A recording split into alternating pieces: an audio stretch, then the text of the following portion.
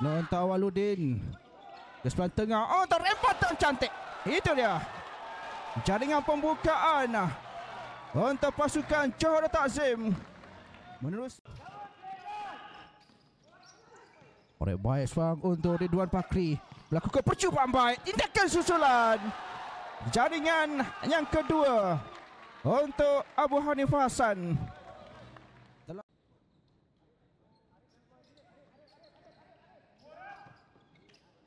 Kusut di sebelah belakang, namun percubaan volley itu yang dapat dinafikan setelah percubaan daripada Fakri Islam.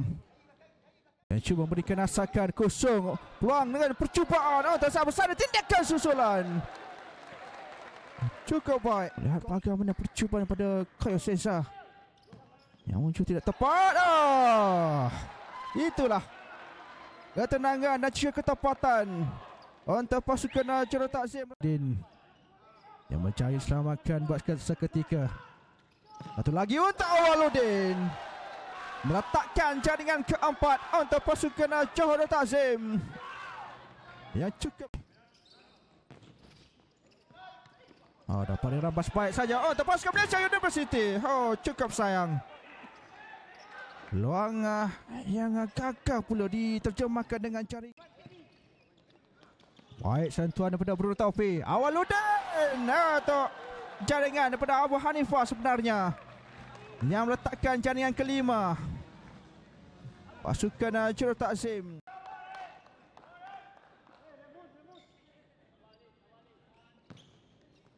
Baik untuk Awaludin. Satu turning baik, namun percubaan itu yang dapat dihalang pula. Awaludin lagi menenangkan buat seketika. Bahaya situ. Satu sungkitan mudah daripada Khairul Seza untuk mencipta jaringan ke-6 pasukan Johor Takzim.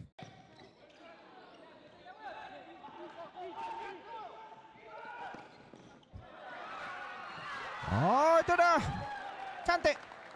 Masuk untuk pasukan Malaysia University untuk membuka tirai jaringan. Jauh untuk Bruno Taufik. Tidak kata pengadil. Diteruskan saja permainan untuk Kapten pasukan Arab. What a save daripada Azrul Hadi.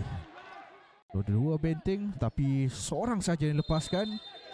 Adakah mampu untuk Bruno Taufik? Satu setup baik. Itu dia. Kombinasi setup yang cukup tersusun untuk Khairul Seza pula. Daripada pasukan Johor Takzim mengutip 7 gol. Itu dah.